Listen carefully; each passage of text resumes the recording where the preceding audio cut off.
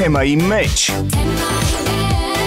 բացում ենք թեման բոլոր կողմերից։ Բարձրանում ես Մաշտոցի պողոտայով, կա Մայր Հայաստանը ու հենց դրա հետևում կառուցված են շենքեր, որը փչացրել է ամբողջ Մայր Հայաստանի տեսքը։ Մասնավորի ցանկությունն է, ոչ մեկը չի կարող ասի դու մի ցանկացի։ Այդ նոր պրոյեկտները արդյոք նորից այդքան գնորդների կներգրավեն եւ այս բումը կլինի ավելի նաեւ։ քիչ կլինեն մարդիկ, ովքեր որ փող կունենան։ Էական ավելի քիչ կլինի պահանջարկը, որտեղ պահանջարկը մի քիչ էլ արհեստական է։ Հայաստանում առհասարակ վերջին տարիներին, եթե վերցնենք, 15-16 հազար բնակարանի իրացում ա եղել, ընտանիքներով իրար հետ են ապրել, վարձով են ապրել մարդիկ։ Ինչ եք կարծում, ոնց պիտի այդ հարցը լուծվի, որ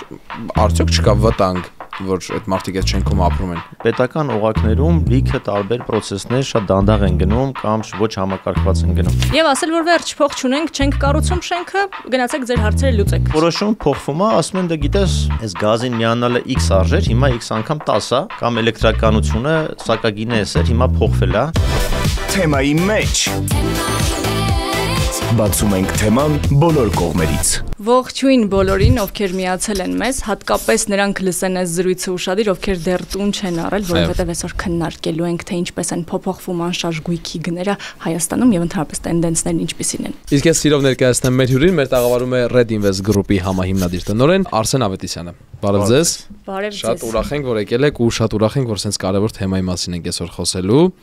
Բոլոր մանրամասները մեզ պատմելու եք, չէ՞։ Անպայման։ Արսեն ջան, շինարարական բումը դադարեց, թե դեռ շարունակվում է հատկապես պայմանավորված եկամտահարկի օրենքի արդեն չեղարկումով Երևանում։ Շինարարական բումը այն բումը եւ ինչի մասին դուք խոսում եք, դադարեց, բայց դա բնավ չի նշանակում, որ շինարարությունը առհասարակ դադարեց, ինչ որ ներկայացվում է մեդիայում։ Տեսնում ենք, մենք զգում ենք, շնչում ենք մենք այդ շինարարական բումը։ Այո։ Դա ցավոտ կողմն է քաղաքաշինության, բայց պետք է ասենք, որ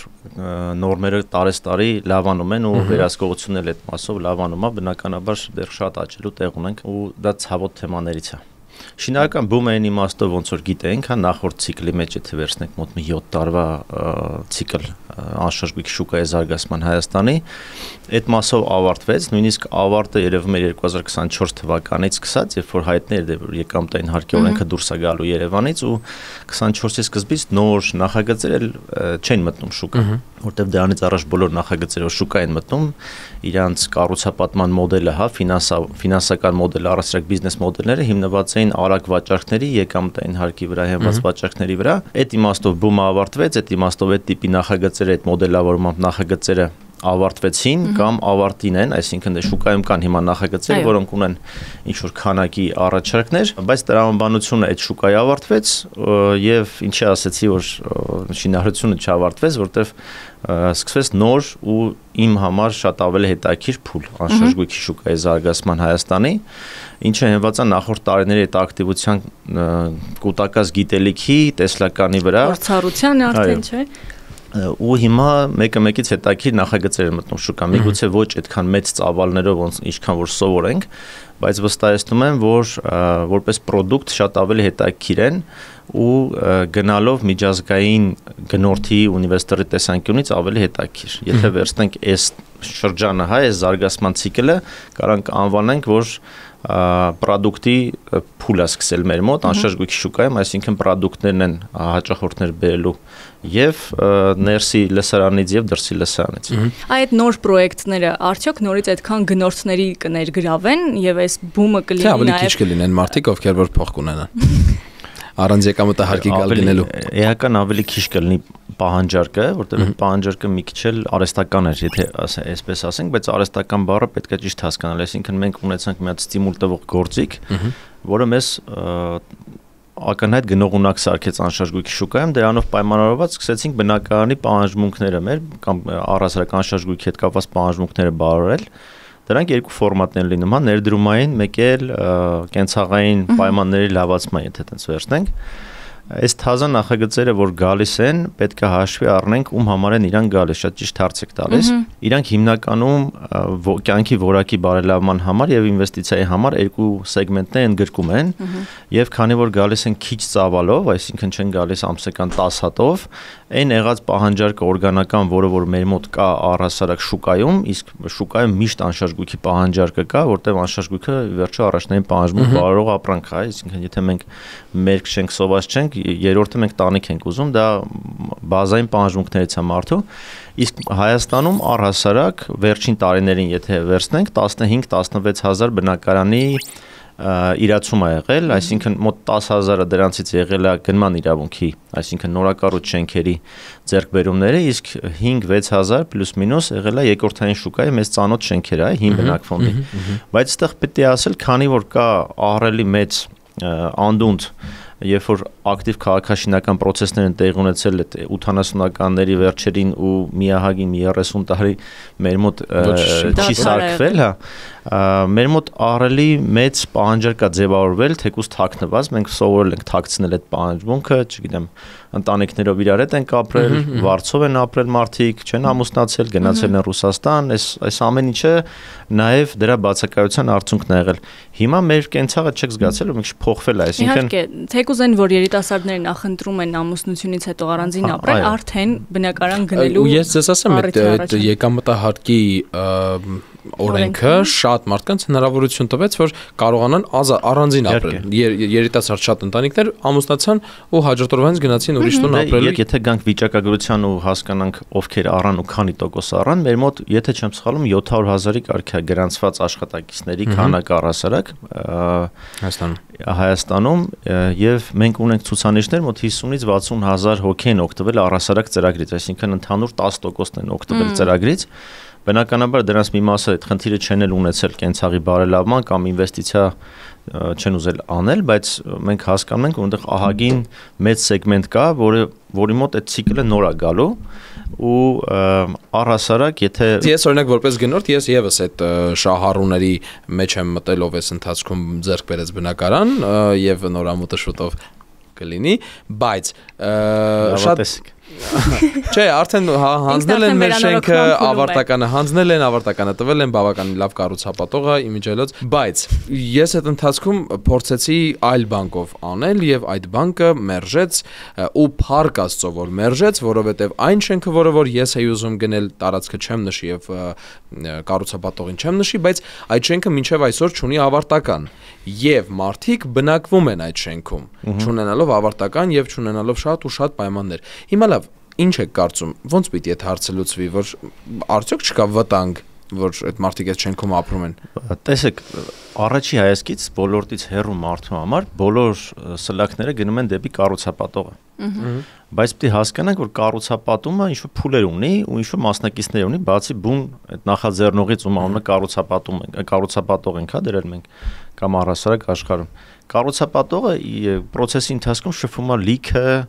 տարբեր պետական օղակների հետ։ Այդ պետական օղակներում լիքը տարբեր process-ներ շատ դանդաղ են գնում կամ ոչ համակարգված են գնում։ Եթե օբյեկտիվ գնահատենք, ես կառուցապատողի պատասխանատվության փուլը համարում եմ ավարտած, երբ որ շինարարությունն է ավարտում։ Եթե վերցնենք նախագծերի գերակշիռ մասը, շինարարությունը պլյուս մինուս ժամանակին ավարտվում է,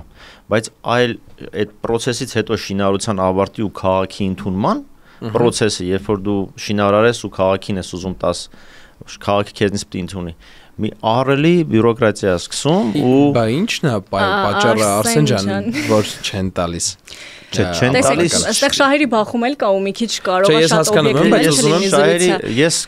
շատ ես կառուցապատող չեմ ինքս, մեր ընկերությունը ինվեստիցիաների ներգրավմամբ եւ վաճառքներով է զբաղվում, դրա համար ոչ կողմնակալ կարծիք եմ ասում։ Երկուսն է պետք է հաշվենք։ Կառուցապատող, որը որ ինչ որ բան սխալ է արել, որ քաղաքը չի ընդունում, թերացումների մասին պետք է հստակ մատնանշվեն թերությունները, թե որ դեպքում ինչ թերություն ես դու արել։ Շատ հաճախ այդ խաղի կանոնները փոխվում են հենց կառուցապատման ընթացքում կառուցապատողի համար։ Օրինակ, չգիտեմ, կոյուղուն 3 տարի առաջ տեղ պայմանը կառուցապատողը ստանում, որ կարաս կպնես կոյուղու ես գծին կամ գազը կարաս ես տեղից վերցնես կամ հոսանքը հզորությունը հերիքում է։ Տեղ պայման նշանակում է, որ դու դա ունես, այսինքն դա չի կարա փոխվի։ 3 տարվա ընթացքում ինչ-որ փոփոխություններ է տեղի ունենում ու պարզվում է քաղաքը սխալ էր հաշվարկել, որտեղ ինչ-որ հզորություն է երգում կամ պայմանական վթար է լինում, չգիտեմ։ Ու որոշումը փոխվում է, ասում են դե գիտես, այս գազին միանալը X արժեր, հիմա X անգամ 10 է, կամ էլեկտրականությունը սակագինը էր, հիմա փոխվել է ու տարբեր այդպիսի բաներ, այսինքն կառուցապատման ոլորտը, եթե մենք նայենք ինչքան դինամիկա փոխվում,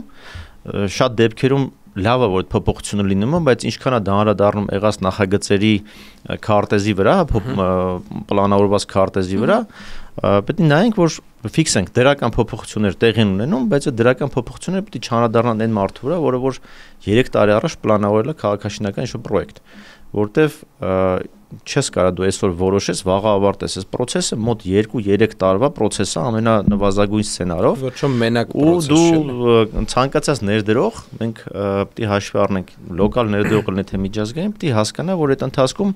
խաղի կանոնները իր համար չեն փոխվելու։ Վերցնենք խաղի կանոնների մյուս փոփոխությունը, որը որ որպես ներդրումային միջավայր ավելի կարևորադարձնում օտարերկրյա ներդրողների համար։ Արսեն ջան, բայց մի ուրիշ բան, դուք խոսեցինք այդ օբյեկտիվ պատճառների մասին, բայց սնանկացման եզրին կանգնելով կամ սնանկանալով այդ ամբողջ բեռը ուսերից գցել եւ ասել, որ վերջ փող չունենք, չենք կառուցում շենքը, գնացեք ձեր հարցերը լուծեք։ Հիշեք, քանի կառուցապատման այդպիսի դեպք կա հիմա։ 3-4-ը ես անգիր գիտեմ։ Տեսեք, դրանք իհարկե կան, բայց եթե վերցնենք ծավալի մեջ, չնչին տոկոս են կազմում եղած նախորդ բումի ընթացքում կառուցապատված նախագծերը, որոնք դուրս են կեշուկա ու որոնք որ ինչ-որ պարագայում խնդիր են ունեցել։ Բայց շատ վախեցրին հանրությանը։ Ես որպես օրինակ պոտենցիալ գնորդ այդ դեպքերից հետո անկեղծ եմ ասում, շատ երկար երկմտել եմ, արդյոք պետքա նորակառույցից տուն գնել, թե ոչ, որովհետև չգիտես 2 տարի հետո այդ շենքը կհանձնեն, թե չեն հանձնի։ Դե այդ իրականում մեր մեդիայի խնդիրն է, որ տենց է մատուցում։ Մեր մոտ իսպար բացակայում է փաստահեն ինֆորմացիա տալը ու այդ փաստերը առասարակ ստուգելը։ Օրինակ դուք ասացիք, որ սնանկության գործեր լինում են, չէ՞, բայց թե քանի տոկոսն է դա, վստահեցնում եմ ձեզ, դա կարող է 2%-ն է վերջի 7 տարիների ընթացքում նախագծեր, որոնք ինչ-որ խնդիր ունեցել, նույնիսկ սնանկության չեն գնացել ու անավարտ չեն մնացել։ Բայց մենք հիմա այդ վախը ունենք, որ մեր կառուցապատման ոլորտը ոչ վստահել է եւ այլն, որտեվ չենք խոսում ավարտված նախագծերի մասին, չենք խոսում նորմատիվ փոփոխությունների մասին, որոնք զսպում են այդ սնանկության գործերը։ Օրինակ, քչերը գիտեն, որ կառուցապատողների ասոցիացիան շատ լավ աշխատում է այդ ուղղությամբ ու մի քանի առողջացված նախագծեր ունի։ Ու հիմա օրենսդրական փոփոխություններ են կներեք, թե հիմա արդեն օրենսդրական փոփոխության են գնում, որ լինի այսպիսի մի բան, եթե ինչ-որ մեկը կառուցապատման ոլորտում սնանկության է ուզում գնա, այդ գործը չգնա հասնի սնանկության գործերի կառավարչին, որը կոմպետենտ չի այդ հարցը առողջացնելու, ինքը ուղղակի ջարդելու է բոլոր մարդկանց, ովքեր պարտք ունեն փորձի տա, եթե լավագույն դեպքում տենց ստացվի չի տալու, այսինքն դա հավերժ մնալու է այդպես, որպես շինհրապարակ։ Իսկ այս պարագայում կառուցապատողների ասոցիացիան վերցնելու է իր հովանու տակ ու փորձելու առողջացնել, ինչը մի քանի դեպքով շատ լավ ստացվել է։ Հա, ունեք նախադեպեր։ Իհարկե։ Անուններ կարելի է տալ ստացված պրոյեկտների, որ հա, ինձ պրոցեսը կարող եք նաև նկարագրել, որ հասկանանք։ Այսա մեգաստրոյի կառուցապատող կար, որը որ հենց այդ բումի ժամանակ շատ հանրային դարձավ, որ ինքը խնդիր ունի, որովհետև ի սկզբանե ոչ օրինական ճանապարհներով էր ամեն ինչ գնում, այդ կառուցապատողում հետ ու բոլորի մոտ ակնհայտ է, որ այդպես խնդիր ալու, նույնիսկ մենք մեր հաճախորդներին ենք ասում, այստեղ խնդիր կարա առաջանա, որովհետև քո ռիսկերը դու չես զսպում, հա, բայց գնորդներն էլ այդ փուլում հաշվենկատության պակաս ունեն։ Հիմա փառք բավական աճել է հաշվենկատության տոկոսը, հա, որոշումների կայացման մեջ։ Ու եղավ ունեց, որ այդ կառուցապատողը սնանկ ճանաչվեց ու խնդիրներ ունեցավ, սեփականատերը անհետացան եւ այլն։ Բայց կառուցապատողների ասոցիացիայից երկու ընկերություն վերցրեցին այդ ծրագիրը, կառավարության այդ համատեղ այնտեղ հողհատկացում եղավ, դրանից զատ այդ հատվածը առհասարակ մի քանի այլ շենքի նախագծով եւ այլն մեծ լուրջ քաղաքաշինական պրոյեկտ դարձավ ու այն շահառուները, որ 90 հոգի փող էին տվել տարբեր չափերի, այդ նախագծում ոնց որ հետ ստացան իրանց կամ բնականը կամ գումարը, չգիտեմ, այդ մասը օշանի տոկոսը ու այս տիպի շատ կան, բայց դրա մասին այնքան քիչ է խոսում, կամ մենք վատն ենք ուզում վերցնել։ Դե հենց դա ենք ուզում ասել, սիրելի ռադիո լսողներ ու նաեւ մեզ դիտողներ, բոլոր այն մարդիկ, ովքեր որ լսում են, այդքան վտանգավոր չի, ինչքան որ դուք եք պատկերացնում, ինչ որ պահի կարող եք վստահել կառուցապատողներին, հատկապես բարեխիղճ եւ ճիշտ կառուցապատողներին։ Մի այսպիսի հարց. ո՞նց հանդրվում են տարածքը, որտեղ որ պիտի կառուցվի շենք։ Օրինակ, երբ որ բարձրանում ես Մաշտոցի պողոտայով, կա Մայր Հայաստանը, որը հենց ուղղահայաց տարածքում է գտնվում, ու հենց դրա հետևում կառուցված են շենքեր, որը փչացրել է ամբողջ Մայր Հայաստանի տեսքը, կամ օրինակ Բաղրամյան պողոտայում կառուցվում է Skyline-ը, որը Բաղրամյան փողոցի տեսքը խարխլել է։ Օրբելի Բաղրամյան այդ հատվածում դեպքերը շատ են։ Հա, ո՞նց է որոշվում, որտեղ կառուցեն շենք։ Skyline-ի մասով դա սուբյեկտիվ կլինի, բայց ինձ թվում է Skyline-ը ընդհակառակը այդ հատվածը բավական գեղեցկացնելու որպես նախագիծ, ես չեմ կարող ասեմ ինքը ինչքան ազդելու տրաֆիկի վրա։ Սա ներողություն, սա տրաֆիկը այդ ամեն ինչը մի կողմ։ Մարդիկ են քննարկում, ու մենք մարդկանց տեսանկյունից ենք ներկայացնում, որ ասում են նույն նաև համալիրի տարածքում կառուցվող նոր շենքը։ Տեսեք, առհասարակ մասնավոր սեկտորը գնում ասում է ես հող ունեմ ու ուզում եմ ինչ որտեղ այդ հողի վրա այս ամեն ինչը սարքեմ, հա, վերցնենք Մայր Հայաստանի հետևը տոնածառ սարքեմ, եթե ճիշտ գիտենք այդ շենքը։ Այդ մասնավորի ցանկությունն է, ոչ մեկս չի կարող ասի դու մի ցանկացի դա, հա, դա քաղաք կա, քաղաքային որոշումների կա, այսինքն տրամաբանություն կա քաղաքում, արդյոք թողենք այդ շենքը սարքեն, թե չեն սարքի։ Հիմա եթե քաղաքը թողում, այսինքն քաղաքապետարանի ու ընդունված ընթացակարգերով այդտեղ ոչ մի նորմատիվ չի խախտվում, այս մարդուն չես կարող ասես մի սարքի։ Ես համաձայն եմ, որ ինչի այտենց ռեակցիա տվեցի, որովհետև երեք հենց Մաշտոցի պողոտայի այդ թունելից դուրս եկանք ու Մայր Հայաստանն է ու մեր արտասահմանից բարեկամներն են ու ասենց ուզում եի ցույց տալ, որ Մայր Հայաստանն է, հետևը չկա Մայր Հայաստան։ Բանն է։ Շենքա, որը որ կարող առանց դրա լավ շենք լիներ արտաքինից, բայց չի սազում դրա հետ։ Բայց դրա որոշում կայացնողը այդ քաղաքն է։ Եթե չկա նորմատիվ, չկա հաստատված ընդհանուր գենպլան ու քաղաքաշինական պլան, հա, որ տարածքում ինչ կարելի է սարքել, ինչ բարձրության, մասնավորը գալիս է ասում, դու քաղաքապետարանն էլ այդ պայն ինչ օրենսդրական նորմատիվներ կա, դրանց հիման վրա որոշումներ է կայացնում։ Եթե չկա օրենք, որը որ դու չես կարա թույլ չտաս, ուրեմն դու պետք է թույլ տաս։ Արգելող օրենք չկա, փաստացի։ Այդտեղ կա գլխավոր ճարտարապետի ինստիտուտը, այսպես եթե հիմա չկա այդ հաստիքը, բայց ամեն դեպքում այդ մարդիկ են, որ կարան դրա վրա ազդեցություն ունենան, բայց օրենսդրության տեսանկյունից երևի թույլ են շատ։ Շատ լայն թեմա է ու երևի պետք է քաղաքային իշխանություններից ինչ որ մեկին բերենք հարցաքննության։ Լավ թեման ասեմ ձեզ որն է, որ եթե վերցնենք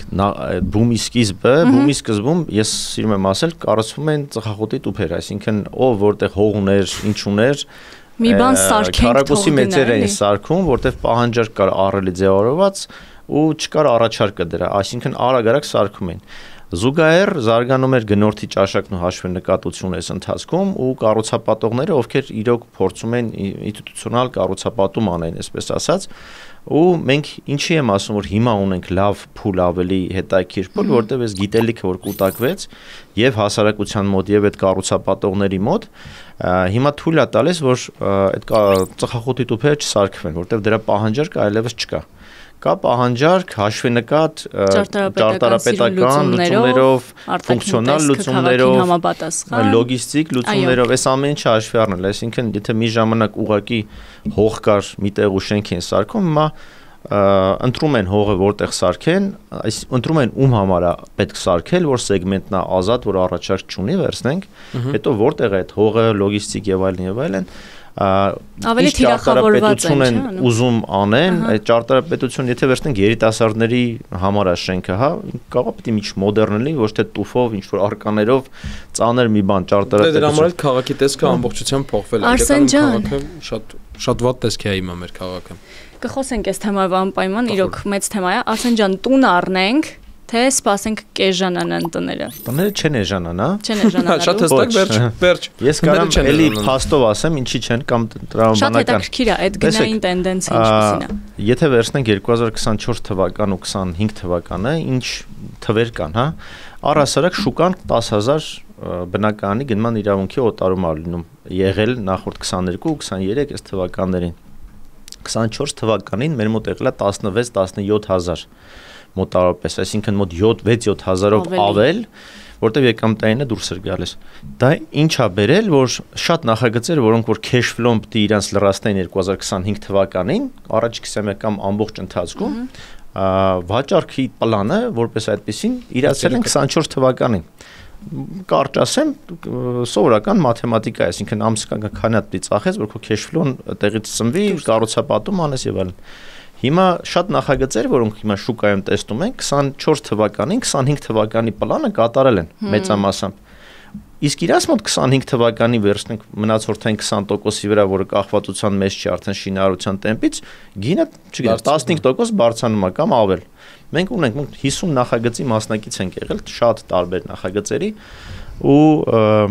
այդ լոգիկայով մեր մոտ հիմա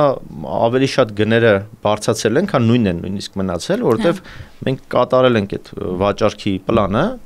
Հիմա այդ շենքերը այդ էապես կախված չեն վաճառքից իրանց շինարարությունները, դրա համար այդ մնացորդային բնականները գին են բարձրացրել։ Սա առաջի կարևոր բանը ու եթե sense թույլ տակ հաղորդման ֆորմատի մեջ ուղղակի անտաղանդ պետք է լինեին, որ նախորդ տարի այդ պլանը չկատարեն որոշ կառուցապատողներ։ Եթե այդպիսի կառուցապատողներ կան ու չեն կատարել, վստահեցնում եմ ձեզ այն գնիչեցումները, որոնք որ հիմա կան ու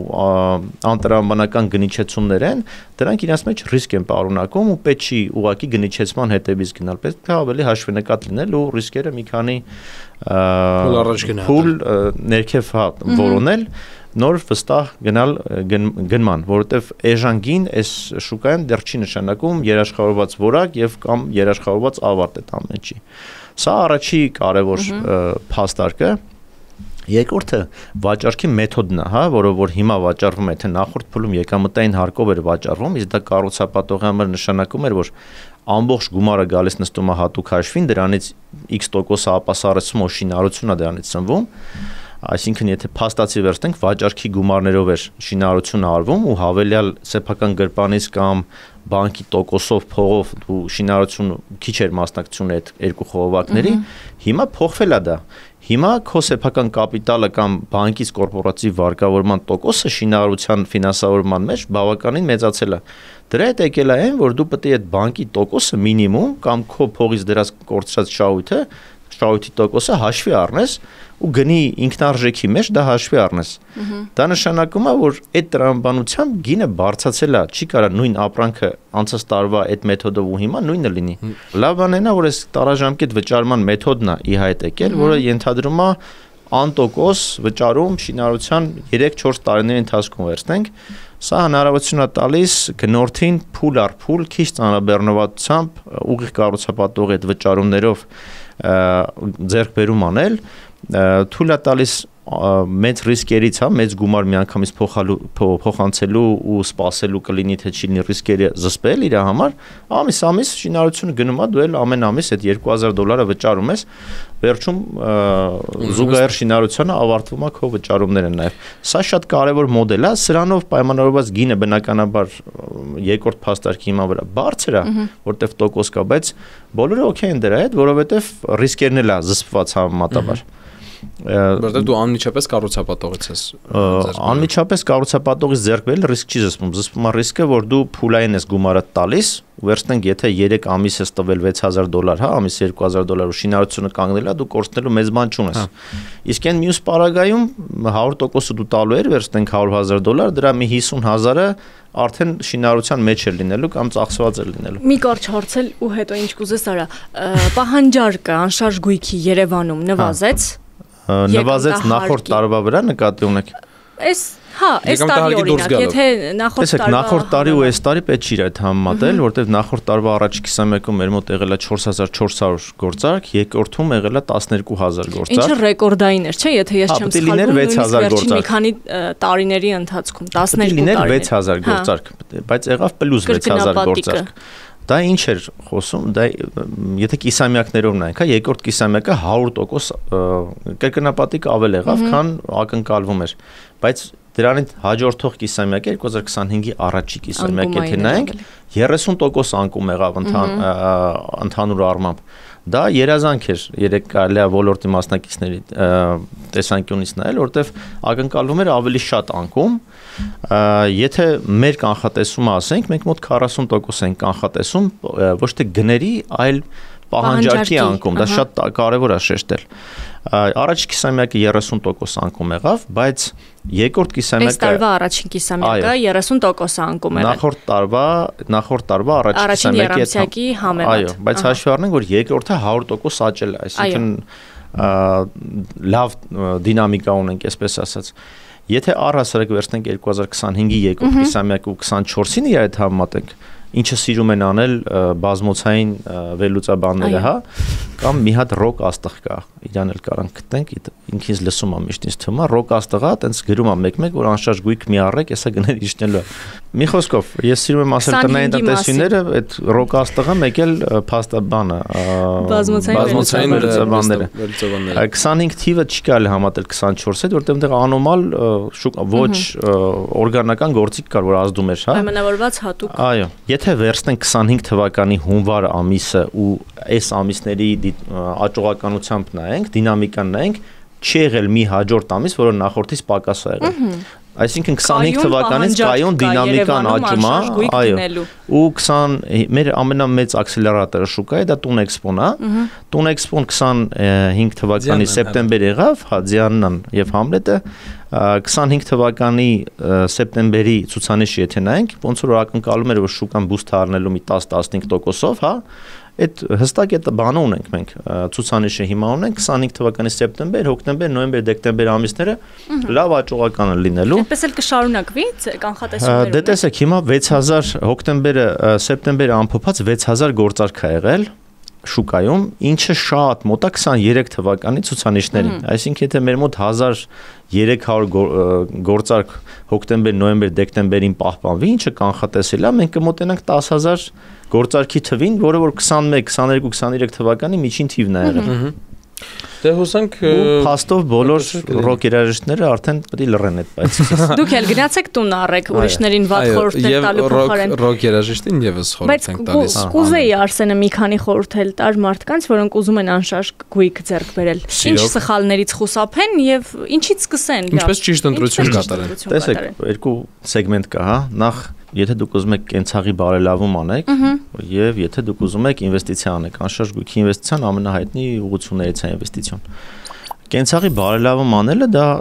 աշխարհում ընդունված ամենալավ կյանքի որակի բարելավման ձևերից մեկն է, ինչը մենք սովորենք չանել հնուց, որտեվ տենց պապենական տուն կա, դա մեր պապենական տունն է։ Եվ դրանով տենց ամբողջ պապենական տան պատերը գնում են ուրիշ տեղ, բայց մարդիկ դեռ շարունակում են ապրել տեղ։ Դե այդ շենքը մինիմում մաշվում է ու ամորտիզացիոն մաշվածություն կա, երկրաշարժ, վտանգ եւ այլն եւ այլն։ Եթե տեսանքից վերցնենք մարդիկ ասում որ հին շենքերն ավելի ամուր են, քան հիմիկվա շենքերը։ Հիմա թղթի շենքեր են սարքում, այն շենքեր են սարքում։ Չէ, դա բացարձակ ճիշտ չի, այսինքն մեծերի խոսքն է, բայց զուտ տեխնոլոգիաների տեսանկյունից մոնոլիտը ոչ մի դեպքում, եթե ամենավատ մոնոլիտը լինի ու հին տեխնոլոգիայով շենքերը, իրենք չեն կարող ավելի պինդ լինեն։ Պանելային շենքը մոտավորապես մի հատ պանել լիթային գավ վերևից, ամբողջը քանդվում է։ Ամբողջը կուբիկի պես քանդվում է, լեգոյի պես կամ մի քանի խորհուրդ էլ մեր եթե վերցնում ենք ես հաճախ խորհուրդ եմ տալիս կենցաղի բարելավման համար առաջինը մտածել այդ ուղղությամբ եւ հասկանալ որ $100,000 առնոց տուն առնելու համար $100,000 այդ բանը ձեզ պետք չի որտեվ ամենամեծ մոլորությունը այստեղ է դուք կարաք դա փուլային առնեք ինչը շատ դեպքերում դուք կարաք ձեզ թույլ տաք բայց այդ բանը չեք էլ խորացել այդքան, հա, որտեվ հիմնական մոլորությունը կամ հիմնական մերժման պատճառներից մեկը տուն չառնելու դա է, դե որտեղից մեզ $100,000 փող։ Երկրորդը որոշում կայացնելուց հստակ հաշվի առեք ումից եք գնում, որտեվ հիմա սեգմենտավորված նախագծերը հստակ սեգմենտավորում ունեն, հա, հստակ երևում է որն է ներդրումային նախագիծ, որն է ընտանիքի նախագիծ իր ֆունկցիոնալությամբ եւ բավական հեշտ է նաեւ հասկանալ կառուցապատողին իմիջով, այսինքն դու նախորդ տարիների այդ կառուցապատման փորձառություն այդ կառուցապատողի թե տեսնես, դու լիքը հարցերի բա կավարտվի թե չի ավարտվի, բա որակով կսարքի թե ավարտվի թե չի ավարտվի, չեն խափի, այս հարցերի պատասխանը միանգամից կստանաս, այսինքն կառուցապատողները հասցրին իմիջ ձևավորեն, որի հիման վրա իրանք գնորդների հստակ սեգմենտ ձևավորեցին։ Եվ պարտադիր պետք է ուշադրություն դարձնել վճարման պայմանին, հիմա մենք օրենսդրությամբ ունենք հստակ վճարման մեխանիզմներ, ոնց պիտի վճարես, քեշ փող տալ չկա, հատուկ հաշվից բացի ուրիշ տեղ վճարման ոչ մի խողովակ ու ձև չկա, հա, կնքվում է պայմանագիր, որով գնման իրավունքի օտարումը տեղի ունենում, որով դուք ստանում եք կադաստրից վկայական գնման իրավունքի եւ ըստ պայմանագրի դուք միայն փողը կապ չունի ծավալը, պիտի փոխանցեք կառուցապատողի հատուկ հաշվին, որը որևէ բանկում։ դա է օրենքը, եթե սանից տարբեր ինչ-որ բան առաջարկ լինի, չգիտեմ, քեշ փող արի տանք կամ ընթացիկ հաշվին տուր կամ պայմանագիր չլինի, ուրեմն այդտեղ ինչ-որ բան են չի, արդեն պետքա ուշադիր լինել շատ։ Խուսափում ենք հնարավոր ծուղակներից, ընտրում ենք լավ կառուցապատողի, լսում ենք։ Ինչքան լավ խորհուրդներ ենք տալիս մարդկանց։ Կարևորը որ մարդիկ լսեն։ Սիրելի դիտողներ, ռադիո լսողներ, կարծում եմ որ բավականին շատ էին լավ խորհուրդները, ընտրեք ճիշտ կառուցապատողներ, ընտրեք ճիշտ վայրեր Երևանում, սիրելի կառուցապատողներ, տուն կառուցելու, շենքեր կառուցելու ու Զրույցից ինձ թվում ամեն ինչ բարձր էր արդեն։ Շատ շնորհակալ ենք Արսեն ջան, որ եկաք մեր տաղավար։ Շատ լավ զրույց էր, շատ բովանդակային էր։ Հա, քիչ էր, իրոք։ Մի հատ էլ կա։ Հաջորդ անգամ կարելի է կոնկրետ նորմատիվների մասին խոսել կառուցապատման։ Ես կարամ շատ արագ ասեմ ինչա լինելու։ Հիմա մենք ինչ փուլում ենք, միջազգայնացման փուլում ենք, այսինքն մեր նախագծերը եւ օրենսդրությունը հարմարեցվում է նրան, որ միջազգային գնորդները, այսինքն չինացիք, արաբները, հնդիկները, այստեղ տուն առնելով ինչ որ բենեֆիտներ ստանան։ Կեցության քարտի տեսքով, բանկային ինչ որ հաշիվների տեսքով կապ չունի։ Պատկերացնում ինչ վայնասուն է բարձրանալու այս ամեն ինչից հետո։ Հենց դա լինի ու դա պարտադիր լինելու է, մեր մոտ էլի շատ հետաքրքիր աժոտաժ կսկսի, որտեղ մենք այդ մեր կացայի մեջ մենք ինքներս բացեփվելուց ուրիշ կացաներում էլ կամ ավելի մեծ կացայում կսկսենք եփվել։ Դա եկող տարի սպասեք, կտեսնեք որ տենդենսը դրան է գնում ու հետաքրքիր ենք մենք լինելու շուկան։ Ես պատկերացնում եմ։ Իմ հարևանը հնդիկ չպետք է լինի։ Դրանց բերում եք երկիրը ծախում եք։ Ալժիրցին ինձ հարևան չպետք է լինի։ Սենց ինչ-որ խոսակցություններից ուսանք խոսապենք։ Չինացիք, լավ, գնացինք։ Մնացեք թեմայի մեջ, հետևեք։ Ուր էի գնում ուզում եմ հասկանամ, առանց հաղորդումը փակելու է դուր։ Տուն եմ առնում։ Տուն պետք չի առնել, ես մարդն ասեց, սպասի գներ, ինչ։ Չէ, չի իջնելու գները, գնում ենք տուն առնելու։ Այո, գնացեք տուն գնելու ու անպայման դիտեք թեմայի մեջը, միշտ թեմայի մեջ լինելու համար կհանդիպենք։